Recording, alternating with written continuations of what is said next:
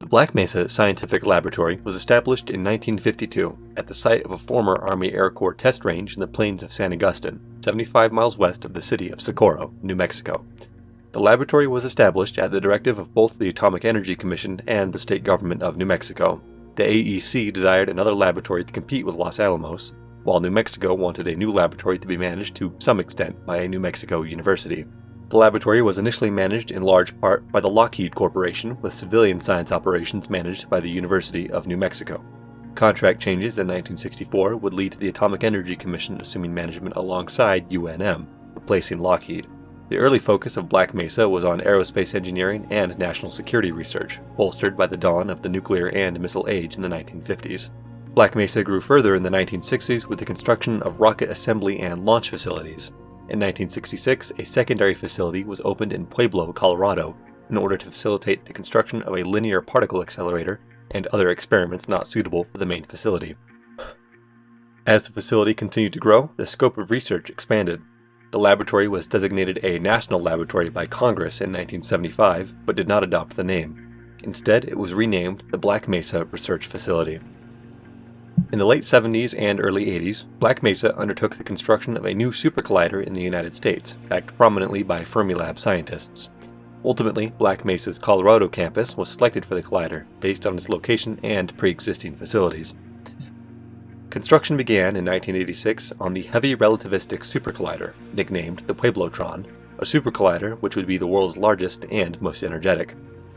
The Pueblotron completed construction in 1998 and began operations soon after.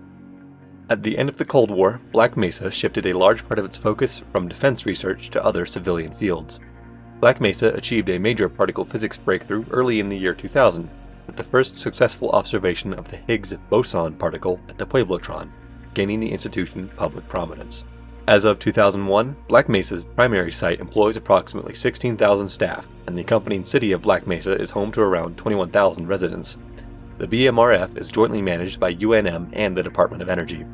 The laboratory's main fields of study include alternative energy, robotics, computing, aerospace engineering, space exploration, materials science, and other multidisciplinary research. The launch facilities are shared through interagency collaboration between Black Mesa and the Air Force Space Command, primarily conducting launches on polar orbits. It continues to be a pioneering scientific institution and is one of the largest and most advanced in the world. Teleportation had always been a major focus of clandestine study for Black Mesa since its establishment. Much of it was carried out in secrecy from the Lambda Complex, a sprawling underground bunker built under the ranges of the Tularosa Mountains, 10 miles out from the rest of the research facility and city. The highly secretive work carried out in the Lambda Complex was under the cover of a Department of Defense weapons project that was, itself, classified. The teleportation methods of the time were cumbersome, energy-intensive, and generally ineffective in terms of the distance or the mass that could be transported. However, organizations including DARPA and the Department of Energy felt that the technology had potential. Project Khonsu was a major teleportation project begun in 1986 with the primary goal of establishing an alternative method for point-to-point teleportation on Earth. The early stages of the project were based on research conducted at the Oak Ridge National Laboratory, with several researchers from ORNL offered work at Black Mesa to facilitate it. The aim of these early tests was to establish the feasibility of a novel new teleportation method, referred to as a dimensional relay. In 1989, the project team successfully teleported a test object between 2 points in a laboratory without any observed loss of coherence. While DARPA had already been a major driving force behind the teleportation projects at Black Mesa, this test demonstrated capabilities far beyond previous experiments, resulting in greatly increased funding. Around 1992, work was completed on the High-Energy Ionic Displacement Array, commonly called the HIDA, or simply the machine. In effect, the displacement array would theoretically allow for teleportation over unprecedented distances. Associated with the HIDA are a series of high-powered transmitters used to study the ionospheric effects of the device. Over the following years, Black Mesa would include instruments on NASA orbital satellites, which would also be used to characterize and monitor the effects of the displacement array. Data produced by the linear accelerator at Black Mesa's Pueblo campus was vital in the construction and operation of the device. The first 3 tests of the device were unsuccessful, as the device was consistently unable to establish a stable connection between 2 points. Each test of the HIDA produced slight RF interference, typically disturbing television transmissions in the region. During the 4th test on December 28, 1992, a catastrophic anomalous antimatter collision event occurred, causing significant damage to the array and resulting in some minor seismic activity. Additionally, 2 personnel members were seriously wounded in the incident. Data from the incident was successfully recovered, which revealed that, for a period of roughly 7 seconds, the Haida accidentally made contact with a physical, extra-dimensional space. Internal conflict erupted in the Project Kansu team, with a significant number believing that continuing the project would be too dangerous given the incident in December. The potential ramifications of continuing were unknown. Others were concerned about the ethics of the United States military being involved in a nominally civilian project. The focus of Project Kansu also came into question. After months of debate and infighting, it was decided that the project was to proceed with a new focus. The primary goal was now to establish contact with the extra-dimensional space, now referred to as the border world. Dissatisfied, many members of the team withdrew from the project and resigned from their positions at Black Mesa. The next several years were spent further analyzing the data as well as repairing the Haida and constructing several additions to the device with the goal of stabilizing the interdimensional connection. After several more tests of the device, first contact was made with the border world on March 21, 1995. Robotic probes confirmed that a terrestrial planet with suitable temperatures and a breathable nitrogen-oxygen atmosphere existed on the other side. Images sent back revealed striking purple gas clouds in the night sky, leading to the informal name of Zen, which was then corrupted to Zen with an X, which stuck. These initial probes also noted the presence of crystal formations with anomalous readings. It appeared that Zen was a planet that was either tidally locked or had a remarkably slow rotation rate. The overall stellar position of Zen was unknown, as very few stars were visible in the sky, being blocked by a larger, darker gas cloud. Manned expeditions began later that same year. Research missions were initially very short, typically lasting no more than 4 hours at a time before teams were recalled. As alien plants and animals were cataloged and documented, many samples were brought back to Earth for analysis. Of particular interest were the crystals observed prior. The discovery of the Zen crystals was considered to be a major success of the project to the Department of Energy. While the crystals were still highly enigmatic in nature, it could be determined that the crystals were capable of generating large amounts of energy, making the crystals a strong candidate for a potential clean energy source on Earth. The DOE increased funding for the project in order to facilitate further study of the crystals. Research Station Harmony was established in 1997 to allow for continued exploration of the border world. The station was constructed into a series of empty underground lava tubes. Facilities quickly expanded to include laboratories and habitation areas. Exploration of Zen was supported by a complement of rocket-launched, remotely piloted vehicles and multiple electric buggies referred to by research staff, not entirely incorrectly, as golf carts. Later, in 1997, a survey group exploring a rock formation several miles west towards the daylight side discovered several small metal artifacts, which had been exposed to the elements for years. Initial visual inspection revealed the artifacts to be bullet shells, with further analysis determining it to be a 5.45 by 39mm cartridge, the standard of the Russian AK-74 rifle. Further, the cartridge bore a head stamp indicating that it was manufactured at factory number 270, a plant in Luhansk, Ukraine, from the time when it was a Soviet republic. A further search was mounted for any other items, such as more shells or magazines or even the rifle, but none were found. Despite the implications of the discovery, nothing more came of it. The US government chose not to inform Russia about the discovery. During aerial RPV surveys in 1999, a foreign structure was discovered to the west of Harmony Station, which had been initially mistaken for a natural formation. The purpose of the construct, decidedly artificial, was unknown. It was not until 2000 that a formal expedition was mounted to the structure. Though the structure was uninhabited, it was considered a sign of intelligent extraterrestrial life existing somewhere on the planet, as demonstrated by alien computers and other artifacts discovered at the site. In December of 2000, another expedition to the structure returned to Harmony with a Zen crystal sample designated GG3883. To date, it was the purest and most unstable sample to be discovered. It took priority for analysis upon transport back to Earth. An antimatter spectroscopic analysis of the sample was initially set for May 4, 2001, but it was delayed until May 16th. Dining room, bedroom, and dinette sets at reasonable prices. Come in and browse our huge showroom at 3821 Manal Boulevard Northeast. High Life Furniture, 830-03. On May 16, 2001, a routine antimatter spectroscopic analysis of a Zen crystal sample was scheduled to take place at 8:30 a.m. Computer network errors across the BMRF from the previous afternoon had persisted into the morning, and researchers overseeing the experiment were concerned that this could affect the results. They sought to delay it until May 20th. The laboratory director, Dr. Wallace Breen, pushed for the experiment to take place regardless. The delays had already been costly, and the materials needed for the experiment were already prepared. The experiment was pushed back an hour and began at 9:30 a.m. No abnormal readings were noted during the beginning of the experiment. However, at 9:46 a.m., the experiment underwent a sudden catastrophic failure, beginning with a significant power surge as the sample became dangerously unstable. An emergency shutdown of the anti-mass spectrometer was attempted, but the reaction had become self-sustaining and could not be stopped. A resonance cascade occurred as the uncontrollable reaction in the sample formed a dimensional rift between Earth and the border world. When the resonance cascade occurred, a magnitude 6.4 earthquake struck several miles near Black Mesa. The shaking could be felt more than 200 miles away in Albuquerque and Phoenix. As Black Mesa was close to the epicenter, damage to roads, buildings, and power infrastructure was severe. 3 residents of Black Mesa were killed by the earthquake. The materials science laboratory, where the anti-mass spectrometer was located, had been particularly damaged, several researchers killed by the catastrophic failure, and many more injured. Initially, only a few researchers understood the disaster to be a resonance cascade. Many presumed it to just be a natural disaster. The earthquake had also ignited several fires in the laboratory, as well as in other buildings across the BMRF and nearby city. The resonance cascade also had the effect of causing anomalous radio interference across the southwest. While initially minor, it interfered most noticeably with long-range communications reliant on the ionosphere. As first response efforts began, it was found that many communications lines had been severed and damaged. Radio communications were experiencing unexplained interference, which hindered the response effort.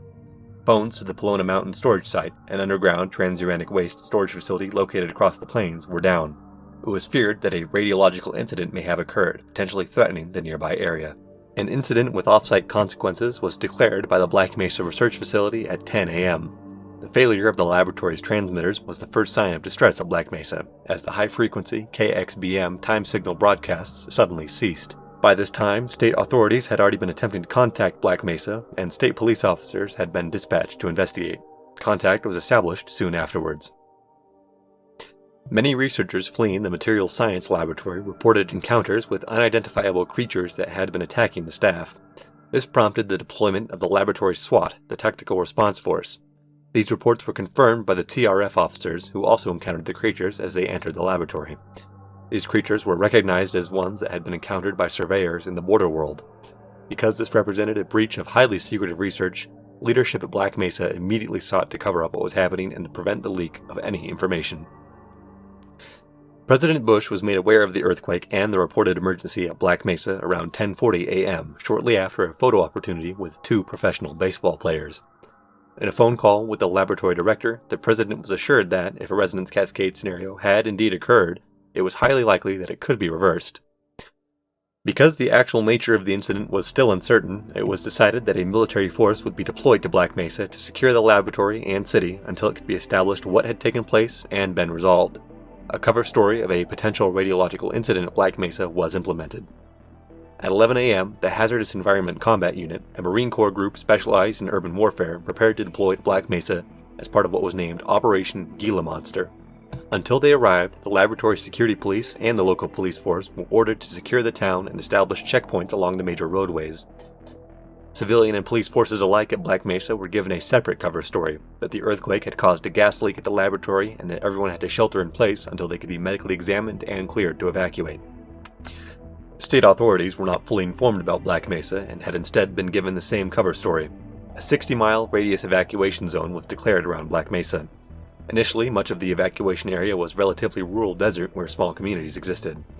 The New Mexico National Guard was activated by Governor Johnson with orders to assist in evacuation inside the exclusion zone and assist in disaster response after the earthquake. Road closures were put in place on the routes leading to Black Mesa, enforced by the National Guard. The closest to any town was in Socorro, where checkpoints were set up on the southern edge of the town. At 1 p.m., the state government of New Mexico issued an announcement that an incident had taken place at the Black Mesa Research Facility in Ketron County, New Mexico, potentially resulting in the release of dangerous radiological materials. The Department of Energy and University of New Mexico, the joint managers of the Black Mesa Research Facility, also announced that they were working with the state government of New Mexico, as well as federal authorities, to evaluate the risk posed to civilians and contain any damage. A DOE nuclear emergency support team was also activated and deployed to evaluate the situation. Miscommunication between each agency led to Black Mesa itself announcing that there had been no appreciable release of radiation and that there was no present danger. The appearance of an alien creature, commonly referred to as an incursion, was poorly understood. The brilliant flash which occurred just before their appearance emitted EM radiation capable of interfering with the electronics. Additionally, it was found that, for about 30 seconds before an incursion, the air in a specific area became highly charged with static electricity, measurable with electrostatic field meters. Field meters were thus distributed to as many personnel as possible. The static discharges were also capable of setting some areas of dry grass around Black Mesa on fire. Several small fires were soon burning uncontained, threatening the city and laboratory. The quarantine hindered efforts by firefighters from Ketron County and neighboring fire districts, as they were initially not granted access to the area.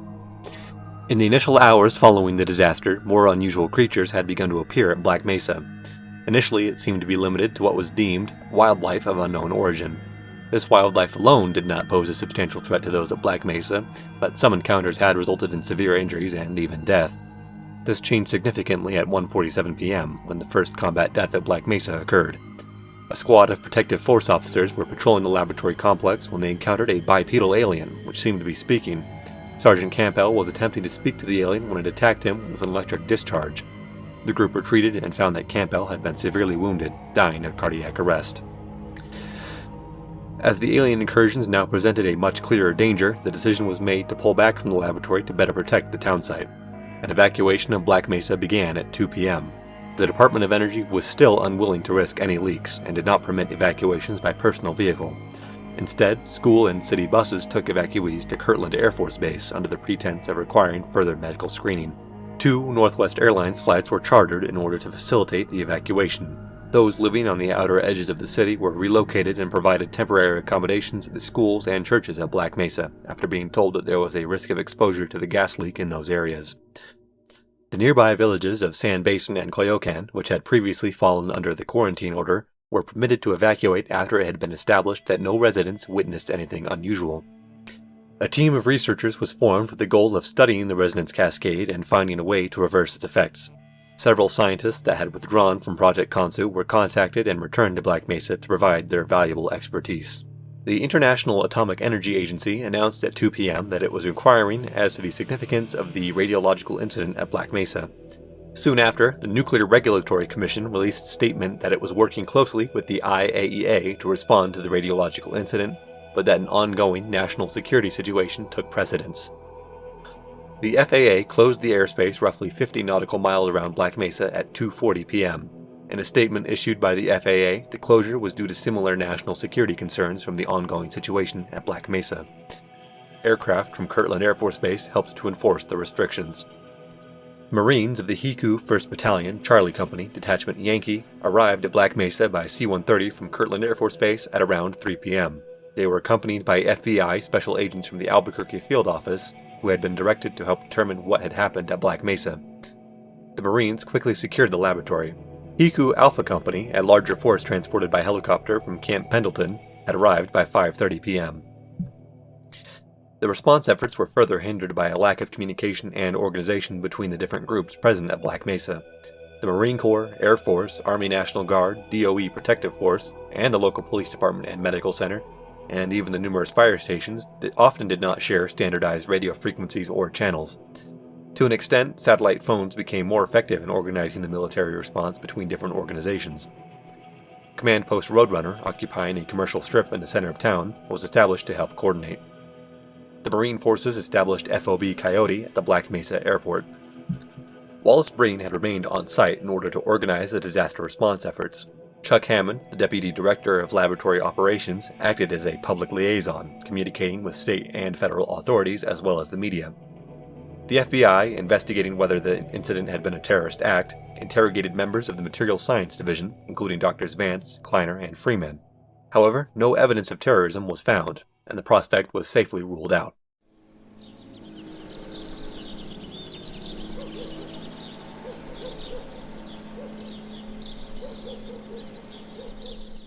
Around 5 p.m., the NEST team confirmed that no release of radiological materials had taken place at Black Mesa, but was not permitted to announce this publicly. Governor Johnson announced in a press conference that the release of radioactive materials had been minimal, again contradicting other statements from Black Mesa, and detailed the disaster response efforts. The evacuation orders for the areas surrounding Black Mesa were not lifted, and the quarantine remained in place. Despite official statements to the contrary, state government officials had been angered by the lack of communication from federal authorities overseeing the disaster response at Black Mesa. especially after inspectors from the State Emergency Management Department were denied entry into the quarantine area. It was believed that the alien incursions were limited to Black Mesa and the surrounding area. However, as early as the afternoon, the effects had already begun to spread far. 70 miles west of Black Mesa, a resident of the Fort Apache Indian Reservation, Frank Carter, discovered what he described as a leech feeding off of one of his catches. It was a specimen that he had never seen before and was certain it wasn't native to New Mexico. The researchers studying the Resonance Cascade made a startling discovery at 6 p.m. The alien incursions had, up to that point, been occurring in a specific radius around Black Mesa, generally in a seemingly random pattern. However, the incursion radius was expanding, and alarmingly quickly. If not reversed, it was estimated that the effects would encompass the entire state within a week. However, a plan to reverse the Resonance Cascade had been formed. Vital data from the Resonance Cascade had been recorded by instruments at the Lambda Complex, which was now considered dangerous to enter. The DOE, still confident that the situation could be resolved, was also unwilling to allow Marines to enter the Lambda Complex. It was decided that an Air Force special infiltration team would be deployed to Black Mesa and assist in retrieving the data. The plan also called for the repurposing of a rocket which had been undergoing preparations to launch within the next several weeks. The payload of the rocket was a satellite which carried equipment which, when modified, could have been used to reverse the Resonance Cascade and seal the dimensional rift. At 7:20 p.m., the exclusion zone was widened from 60 miles to 115 miles, now encompassing Native American reservations in Arizona as well as numerous cities and towns within New Mexico, which had been serving as evacuation shelters. New shelters were established, with one of the largest being on the campus of the University of New Mexico. FEMA disaster medical assistance teams were activated to assist in disaster response efforts. Radiation screenings were conducted on evacuees arriving at these shelters. The expansion of the radius was accompanied with an announcement from the NRC that it was carried out as a precautionary measure out of concern that smoke from the wildfires near Black Mesa may have been contaminated. Shelter-in-place orders were issued for municipalities within New Mexico downwind of the smoke. The government of both the United Mexican States and Canada made requests for additional information regarding the release of radiological materials at Black Mesa, which the evacuations seemed to suggest to be severe, despite official statements otherwise. President of Mexico, Vicente Quesada, expressed that the information was essential for mounting a potential response in northern Mexico. As part of the quarantine, partial closures were put in place for interstates I-10 and I-25. The I-10 was closed to only essential and evacuating traffic from Las Cruces to Arizona, with checkpoints being established to enforce these restrictions. Similar checkpoints were established along the I-25, with the highway now closed from Las Cruces to San Antonio. For much of the day, the disaster had largely gone under the radar. However, the expansion of the evacuation zone brought significant media attention towards Black Mesa, and the inconsistent explanations given by Black Mesa and the state. Chuck Hammond was interviewed near the edge of the new exclusion zone, where he issued the statement that any danger from the situation at Black Mesa was minimal, and that the new evacuation orders were, again, a precautionary measure. Later, at 8:30, President Bush and Secretary of Energy Bill Richardson held a press conference where they aimed to dispel rumors surrounding Black Mesa. The exact nature of the situation at Black Mesa was becoming increasingly uncertain. Radio interference became severe, believed to be the result of a localized ionospheric anomaly, much like what had occurred when the incident began. State and federal authorities both lacked concrete information about what was happening and how to accurately respond to it, especially because of the secrecy involved. New Mexico state authorities were advised to prepare for a potential further widening of the evacuation radius.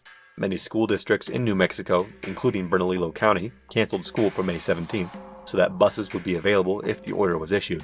Long lines formed at grocery stores and gas stations as panic buying began to occur. The special infiltration team had arrived at Black Mesa by 7 p.m. and entered the Lambda Complex shortly afterwards. At 9:37 p.m., the USAF Special Infiltration Team emerged from the Lambda Complex, having succeeded in recovering the data. Analysis of the data confirmed the worst-case scenario. A resonance cascade had occurred, and the self-sustaining rift would continue to expand if not reversed. Worse still, the longer the rift existed, the more powerful it became, decreasing the chance that it could be successfully reversed. Unable to contact the correct receiver due to the interference, the researchers used the KXBM transmitter complex to broadcast a high-power message with instructions. Because it was broadcast over shortwave, the message was received by some amateur radio operators in the Southwest. It was decided that the rocket had to be launched as soon as possible, even without proper authorization, to prevent the situation from getting worse. The operation to launch the rocket began soon afterwards.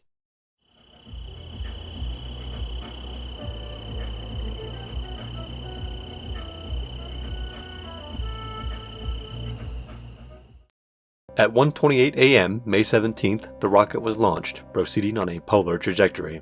Unplanned and unauthorized, it was almost immediately detected by NORAD. In the ensuing chaos, news of the launch reaches the public. NASA followed with a statement that it had observed the launch of the rocket, confirmed its trajectory, but stated that it was likely not a ballistic missile. The White House did not immediately respond to requests for comment. Similarly, Black Mesa did not respond to any inquiries.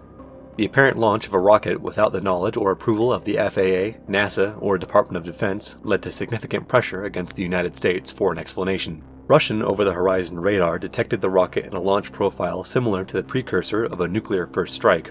As a result, the strategic rocket forces moved to a heightened state of alert. In turn, the United States military moved to DEFCON 3 and stood by to move to DEFCON 2. Military installations moved to THREATCON Delta. This significant increase in military readiness was also noted by international observers. The satellite became operational by 3:30 a.m. and was used in an attempt to reverse the Resonance Cascade. The initial results were promising, but unexpectedly, the rift began to intensify even further. This was even visible without the need for special instruments. In the skies above Black Mesa, brilliant formations of red lightning became remarkably vivid. No explanation could be provided for why this occurred, as, by all accounts, the Resonance Cascade should have been reversed. The alien forces soon began to appear in far greater numbers than they had before. The first major engagement took place sometime around 3:50 a.m., when a Marine squad was patrolling the suburbs. The squad was suddenly ambushed by an unknown number of alien soldiers. Of the 14 Marines engaged, only 3 survived. The near total destruction of the squad marked a turning point at Black Mesa. In the hours to come, more intermittent firefights were reported, though with lighter casualties as military forces pulled back to more defensible positions. An unmistakably coordinated attack on Black Mesa had begun. The Pentagon moved to urgently escalate the military presence at Black Mesa. Reinforcements and additional support were hastily organized. Those that ended up being deployed tended to be those that happened to be available when the order was issued. This included a platoon of M1A1 Abrams tanks belonging to the California Army National Guard, ordered into federal service. These tanks were airlifted directly to Black Mesa. Additionally, LAV scout vehicles were also airlifted from California. The remaining elements of HECU 1st Battalion's Charlie Company, 2 platoons at Marine Corps Air Station 29 Palms in Arizona, were activated and deployed to Black Mesa. Aircraft, including Super Cobra attack helicopters as well as F-18A and AV-AB fighter jets, began conducting sorties over Black Mesa.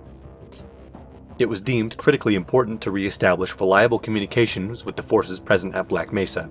As part of this effort, an E-3 Sentry AWACS aircraft was sent to Black Mesa with the expectation that the high-powered transmitters would be more resistant against the jamming effects. Additionally, another RC-135W electronic surveillance aircraft was deployed in order to gather further data on the Resonance Cascade, as earlier EA-6B flights had yielded useful information.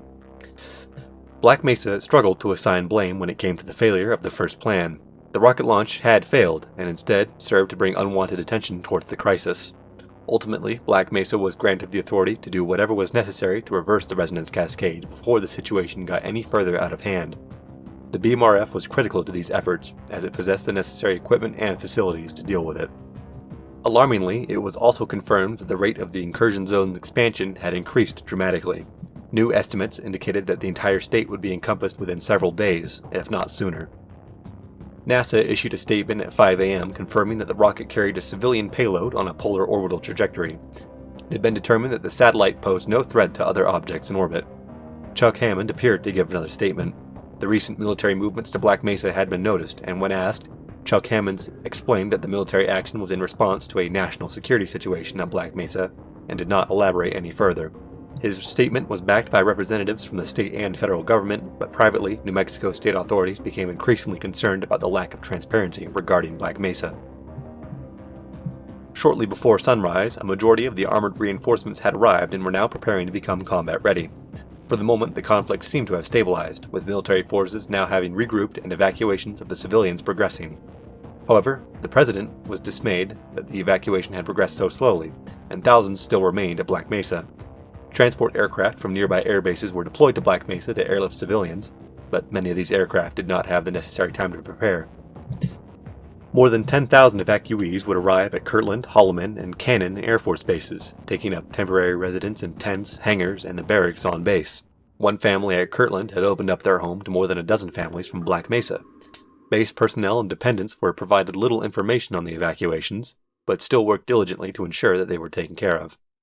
At 6:53 a.m., FAA long-range radar stations in New Mexico began to track multiple unknown objects in the airspace above Black Mesa. The objects had appeared without explanation and were confirmed to not be a result of a radar anomaly or system fault. 2 Marine F-18s, which had been patrolling the airspace, were diverted to investigate, where they then made contact with a reported flying manta ray, an aircraft that didn't have any visual means of propulsion or flight. The aircraft began to behave aggressively and tailed the rear F-18. The pilot only had seconds to react before electronic systems on his plane spontaneously failed, resulting in a total loss of control, forcing the pilot to punch out. His aircraft crashed in an evacuated area of Black Mesa to the north. In the confusion, it was thought that a friendly fire incident had occurred, but it was quickly confirmed that the manta ray had attacked the F-18 with electrical arcs. A Northwest Airlines evacuation flight, Northwest 1008, was ordered to scram south away from Black Mesa. As reports of the incident reached the Pentagon and the FAA, poor communications had given the military the impression that far greater amounts of alien aircraft were active above Black Mesa. All alien aircraft were deemed hostile and cleared to be destroyed. With the apparent presence of enemy aircraft within U.S. airspace, Cheyenne Mountain entered lockdown, sealing its blast doors in an emergency situation for the first time in decades. The military moved to DEFCON 2, and the Canadian military moved to a heightened state of alert. In order to protect civilian air traffic, security control of air traffic and air navigation aids was implemented at 7:40 a.m. A national ground stop was ordered, closing U.S. airspace and forcing all civilian air traffic to land immediately. The FAA stated that the ground stop was ordered due to dangerous weather conditions in U.S. airspace. Anomalies, similar to radar blooms, would also begin interfering with weather and air traffic control radars across North America. 70s and 80s down south. Overnight lows tonight in the 40s and 50s in the mountains, 50s and 60s everywhere else. Tomorrow a little cooler, 60s and 70s for the most part. At 10:20 a.m., a major attack began on the Catron County Courthouse building. The courthouse had been taken over by the Marines and was being used as billeting. Much of the Marine forces were caught off guard, but were successfully able to repel the attack with minimal casualties. However, new alien ground forces had appeared during the attack, equipped with more dangerous weapons and armor. It had become clear that an invasion was taking place, but the alien military had provided no indication of what its goals or demands were. The alien forces would assault other important positions in increasingly larger numbers, using shock and awe tactics and ambushes extensively. Though the alien military took casualties at a far higher rate, the attacks were relentless. As soon as one group was eliminated, another would appear to take its place. National Guardsmen began to report seeing aliens in evacuated towns, such as Truth or Consequences and Silver City.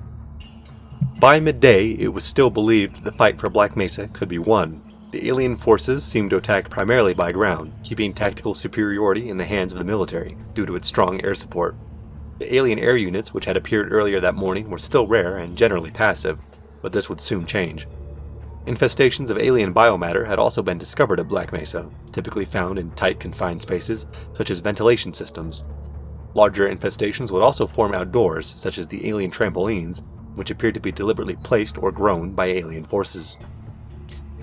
The situation at Black Mesa had begun to fully unravel by 2:30 p.m.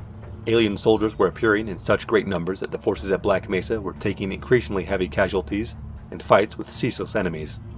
The alien aircraft above Black Mesa had begun to strafe ground targets with a destructive belly cannon, while also attacking aircraft with electrical discharges. Many of the wildfires around Black Mesa were now again burning uncontrolled, as the area had become too dangerous for the firefighters to remain. At 2:44 p.m., President Bush departed from Washington, D.C. aboard an E-4 National Emergency Airborne Command Post aircraft. After remaining airborne for several hours, Air Force One landed at Offutt Air Force Base. After landing, President Bush was immediately taken to a nuclear-protected bunker in order to coordinate the military response at Black Mesa. Other key members of the government relocated to the Presidential Emergency Operations Center in Washington, D.C. No formal front line could be established with the invading alien forces, who were capable of attacking from well inside controlled areas. More and more of Black Mesa was abandoned in order to concentrate around defensive positions surrounding the remaining civilian shelters at the high school, medical center, and the police department. Additional focus was on protecting the researchers still attempting to find a way to reverse the Resonance Cascade. Marines were forced to abandon their positions at Command Post Roadrunner at 2 p.m., leading to further disorganization and confusion among U.S. forces. There were still numerous civilians now in increasing danger as the invasion intensified. Against standing orders, Captain Gordon Lawson, commander of the HECU Alpha Company, ended the quarantine and ordered the evacuation of all remaining civilians at 3:22 p.m. Both Captain Lawson and his XO would be killed in action less than an hour after the order was issued. Evacuating civilians, now allowed to use their vehicles, were instructed to stay together in convoys, take main roads, and not stop until they reached Albuquerque or another major population center. At this time, they were not yet aware of how far the crisis was spreading, with many believing that it was still contained around Black Mesa. Wildfires were now blocking the road to the west of the city, further complicating the situation. The only viable evacuation routes were now by going east on State Road 12 or by air. The airlift effort was also intensified dramatically. Most helicopters were used to carry civilians to the airport, who could then board transport aircraft and the chartered passenger jets. All of the seats from both of the Northwest Airlines aircraft were removed in order to fit as many people as possible. The situation had become so desperate that civilians began to raid tool sheds and garages for any kind of weapons to defend themselves with. The owner of a local gun store saw fit to simply give away all of his firearms, while police and guard force armories were looted by the officers that used them. Aerial visibility was incredibly poor as a result of the wildfire smoke. Despite the extreme risk, aircraft continued to provide support for those on the ground. In the midst of the fighting, theoretical physicist Gordon Freeman had attained a borderline messianic reputation among the soldiers and Marines at Black Mesa, as a man who could not be killed. Despite lacking any formal combat training, his abilities and aim in combat were seemingly unrivaled. It was frequently remarked that anyone who wanted to survive had to follow Freeman. In an attempt to maintain air superiority and provide ground support at Black Mesa, anything that could be made combat ready on short notice was sorted. Even a flying training squadron of the German Air Force stationed at Holloman Air Force Base, equipped with F-4 Phantoms and Panavia Tornadoes, was involved in the frantic air battle above Black Mesa. These engagements had already spread far outside of Black Mesa and were being witnessed by travelers on the interstate highways and outlying roads. One of the first wide-reaching reports of alien attacks in New Mexico came around 3 p.m. from an unidentified woman on her car phone calling a local talk radio show who had witnessed a soldier being killed by an alien soldier in Belen, a town south of Albuquerque. While the initial spread of this information was limited, it quickly began to garner increasing attention as the hours progressed, especially once it had been verified that the report was credible. Have now been evacuated, whose infrastructures may be threatened.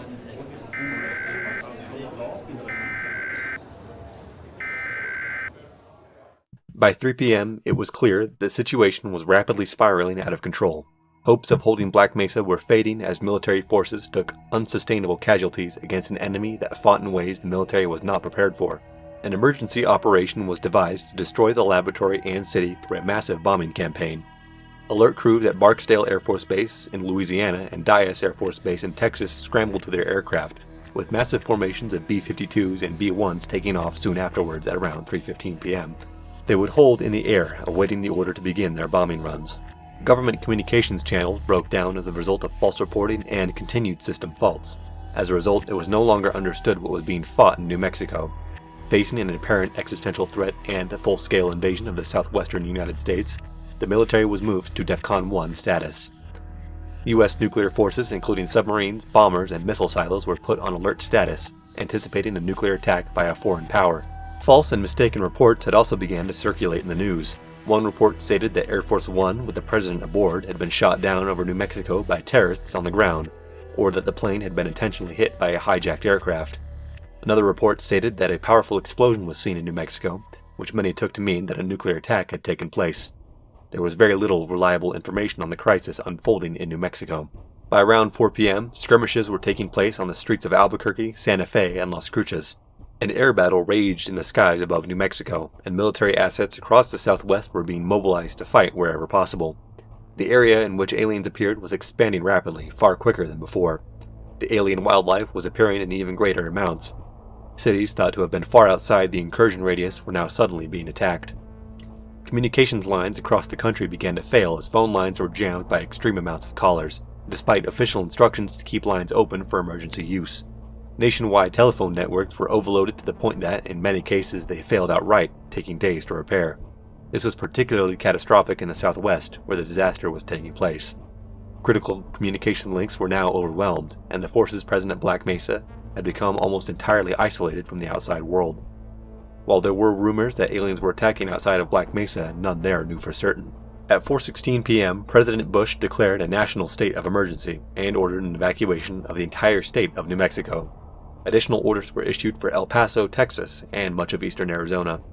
Civilians were ordered to leave all personal belongings behind, bringing only essential supplies with them. Those who could not arrange their own transportation were to proceed to government and civic centers, which were serving as assembly areas. The rest of the continental United States was ordered to immediately shelter in place and prepare for a potential evacuation. Whether or not the alien invasion would continue to expand wasn't known. Police and military forces began to patrol the streets of cities and towns well away from New Mexico, providing security against a threat they knew little about. In many cities, tornado sirens were activated to alert the public. The declaration of a national emergency coincided with the nationwide transmission of an emergency action notification.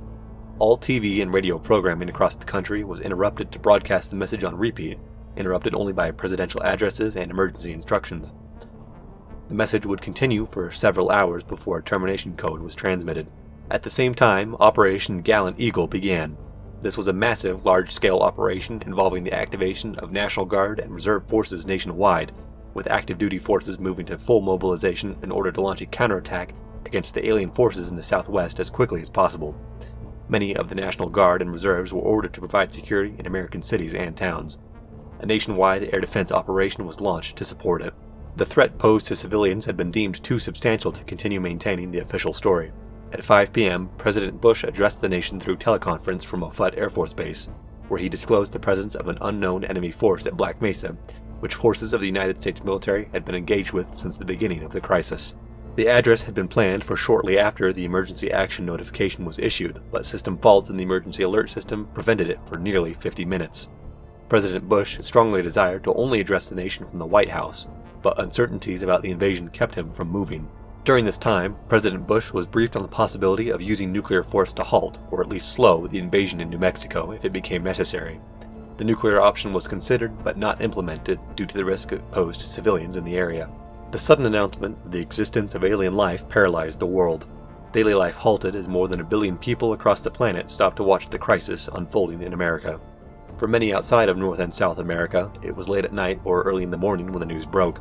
Coverage of the crisis, both domestically and internationally, became nonstop. Footage and images of the alien invasion was being widely proliferated on national news networks. It had also become apparent that the U.S. government had attempted a cover-up at Black Mesa.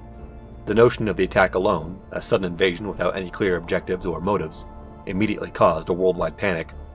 To the public, what had been a relatively local nuclear disaster only hours ago had suddenly exploded into an invasion by an alien military. Information on what was happening at Black Mesa or in New Mexico was not clear, fueling further panic and wild speculation.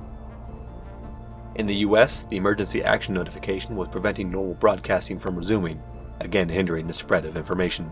The evacuation of New Mexico was an extremely rushed operation.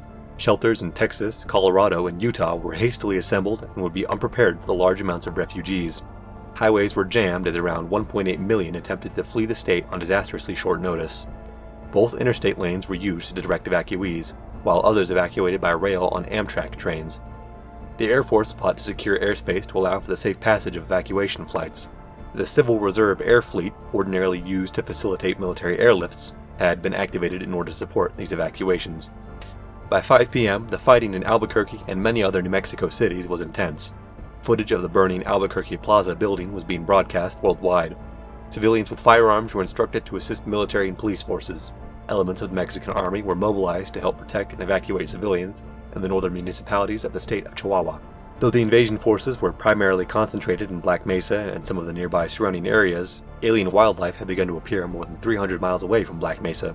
This included parts of southwestern Colorado, southeastern Utah, almost the entirety of Arizona, and a few areas in western Texas. The northern regions of the Mexican states of Sonora and Chihuahua were also affected. Though most encounters simply involved alien wildlife, a considerable number of small scouting parties had begun to appear and inflict damage wherever possible. Amidst the chaos and confusion, the true horror of the crisis was becoming apparent. The death toll was estimated to be in the thousands and was quickly climbing. The alien military had provided no clear indication of what its goals were, and showed no restraints in attacking unarmed civilians.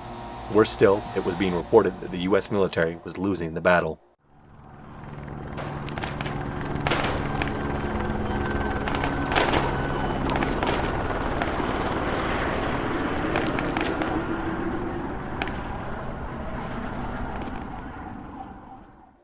U.S. forces at Black Mesa had managed to hold their positions for several hours, but were now in serious danger of being encircled and destroyed outright.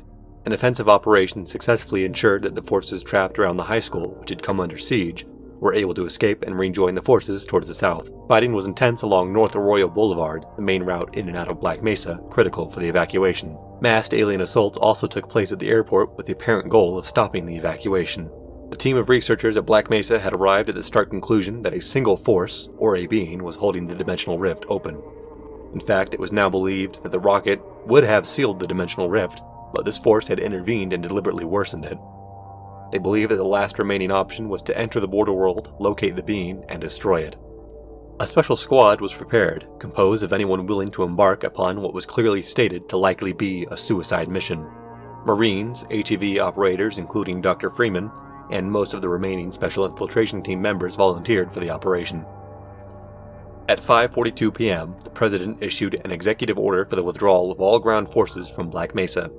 The forces involved in Operation Gila Monster were informed that, within an hour, a massive bombing operation would take place, regardless of surface conditions. It was now imperative that anyone left within the city or laboratory had to escape by any means possible. A massive retreat from the city began as the military and civilians attempted to head south towards the airport and to where columns of vehicles were being assembled along North Arroyo Boulevard. Air assets were invaluable in the retreat, continuing to provide powerful support against the attacking alien forces, even as ground conditions worsened.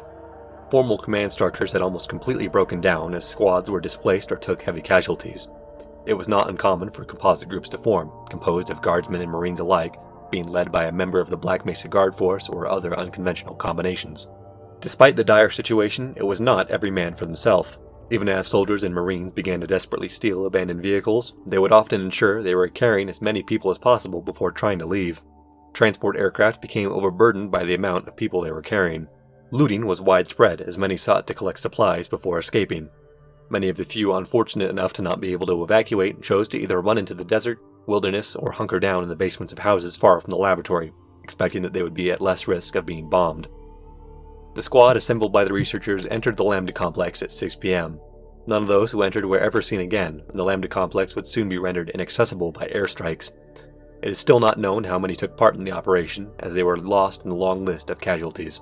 The main element of the bombing formation arrived early at 6:30 p.m., beginning the indiscriminate destruction of the research facility and city below. Fortunately, most of the remaining ground forces had successfully been evacuated at this time. However, the crisis was far from over. The state evacuation was failing, especially in the cities of Albuquerque, Las Cruces, and El Paso, where fighting caused catastrophic gridlock on the roadways.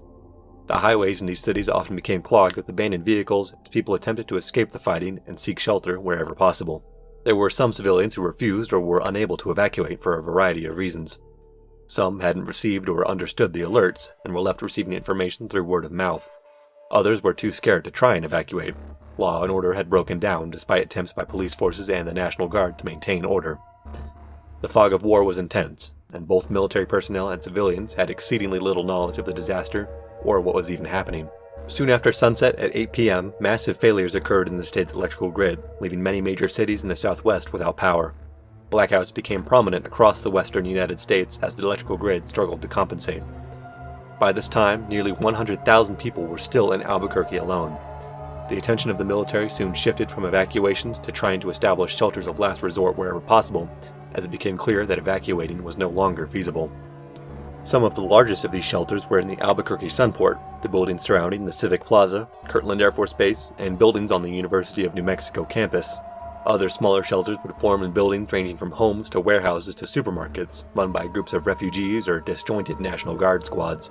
It was around this time that evacuees from Albuquerque began to arrive at shelters outside of the state, bringing their first-hand accounts of the invasion with them. Even then, the full extent of the disaster unfolding in New Mexico was still unknown.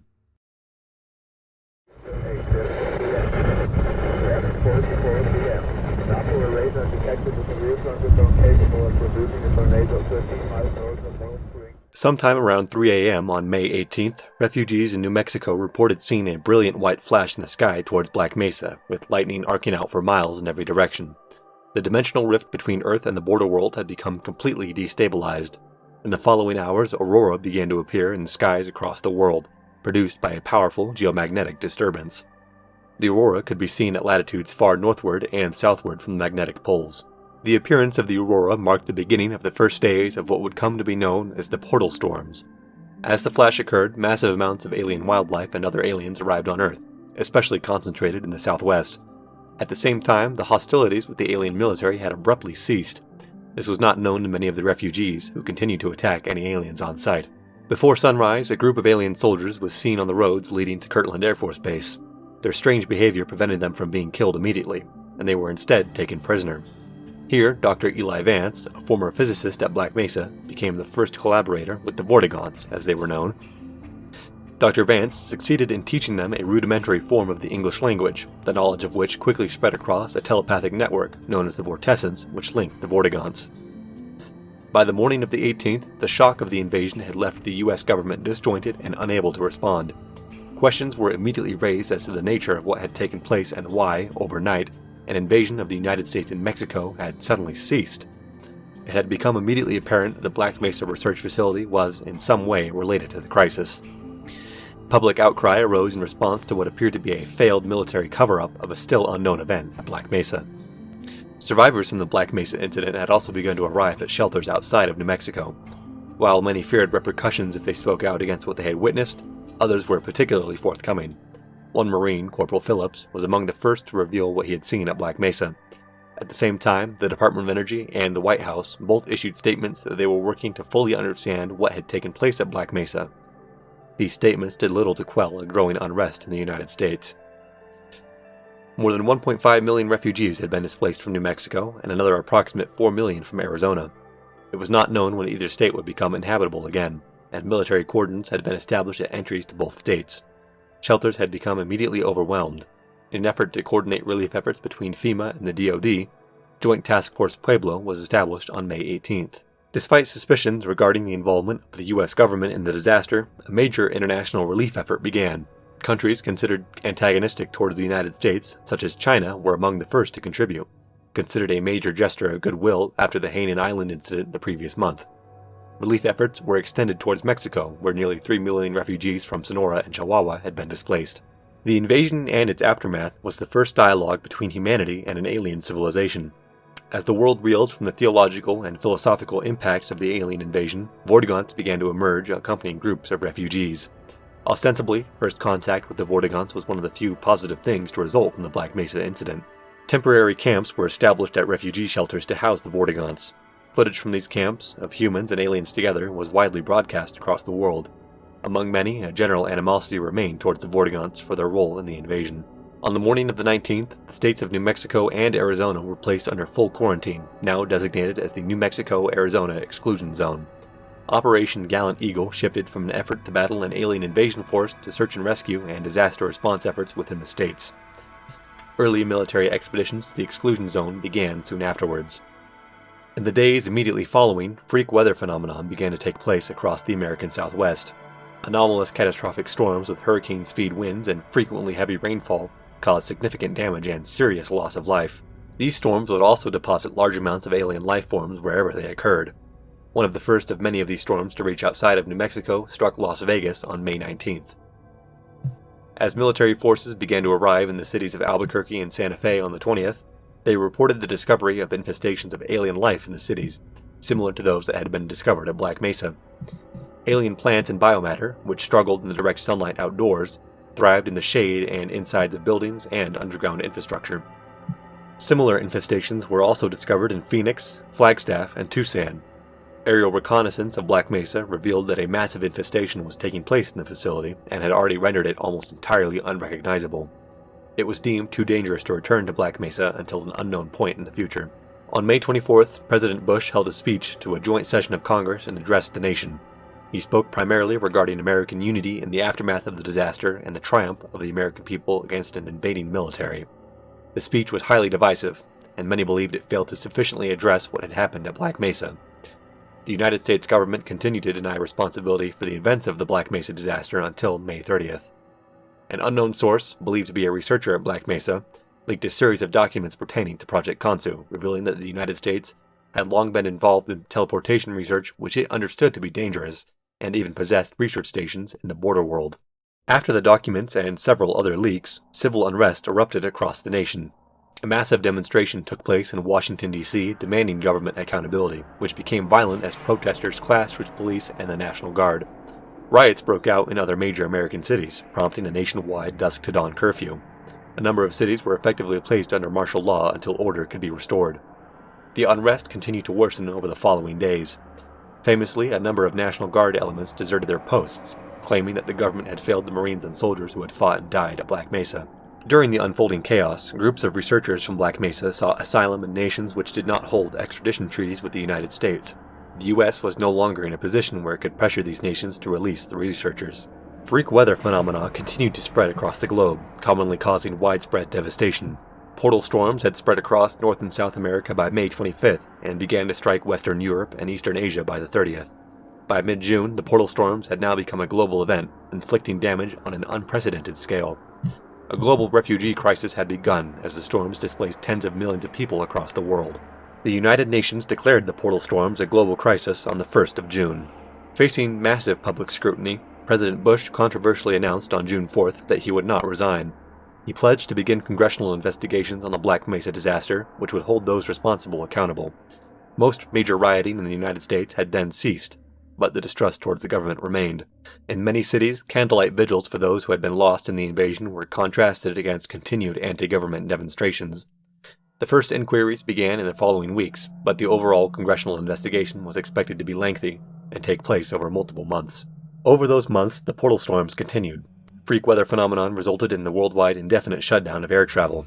Storms disrupted supply chains, and the threat of food insecurity became a major concern even in the United States. Many nations would be forced to enact programs to ration gasoline and other consumer goods. In America, the refugee camps which had first opened after the Black Mesa disaster had continued to grow, as refugees were now left permanently homeless. The infestations of alien life which had been observed in New Mexico and Arizona were now being found worldwide, posing significant risk to those who came into contact with them. Many attempts were made to find effective ways to contain these infestations, but ultimately the only solution which could be found was to burn and destroy them when they occurred. An international research effort, spearheaded by scientists from the Oak Ridge National Laboratory and Kurchatov Institute in Russia, attempted to find ways to stop the portal storms and once again seal the dimensional rift, as had been attempted at Black Mesa. Despite massive support from national governments and extensive private funding, these projects struggled. Still, initial results were promising. It was hoped that sometime before the end of the year, a solution to stop, or at least mitigate the storms could be found. One plan to reactivate the Black Mesa satellite network showed promise, but many of the satellites had become inoperative with the loss of their ground control facilities. The day when the Resonance Cascade would be reversed would never come.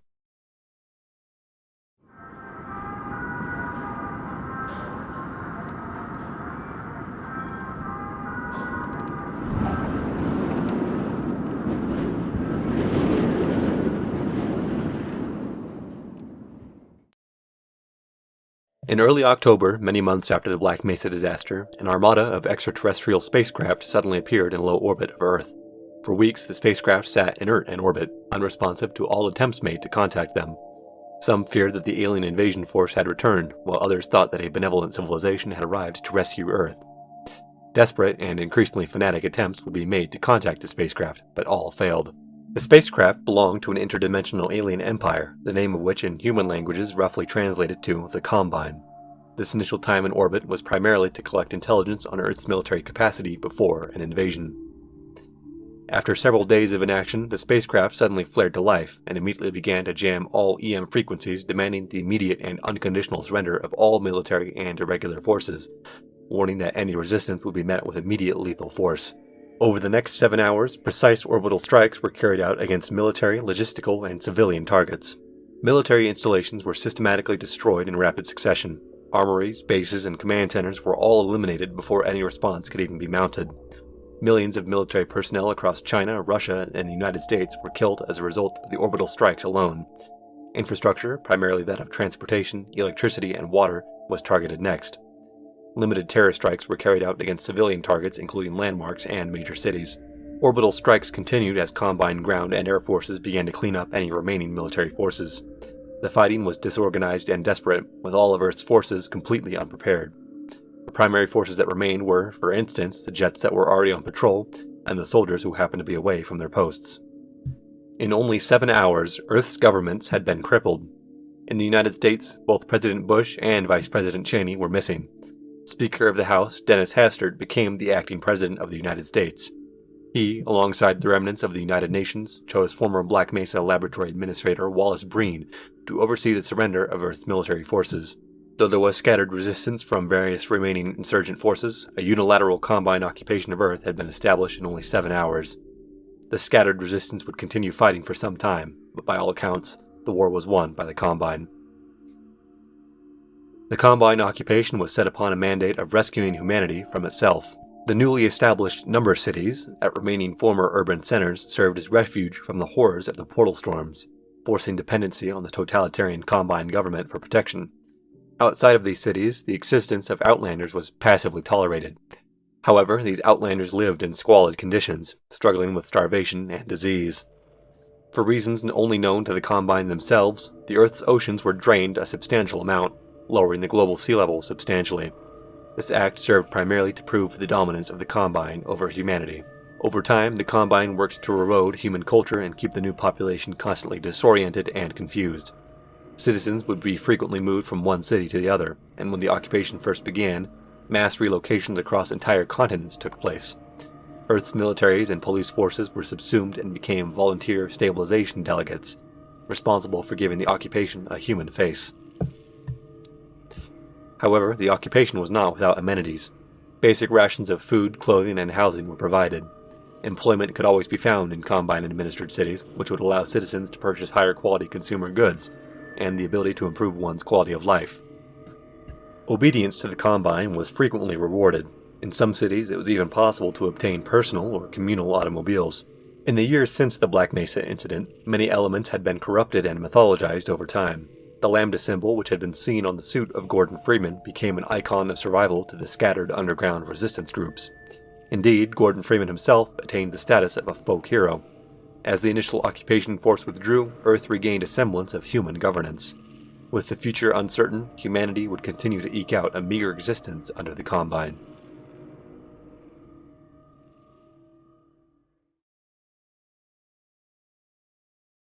I know the human being and fish can coexist peacefully.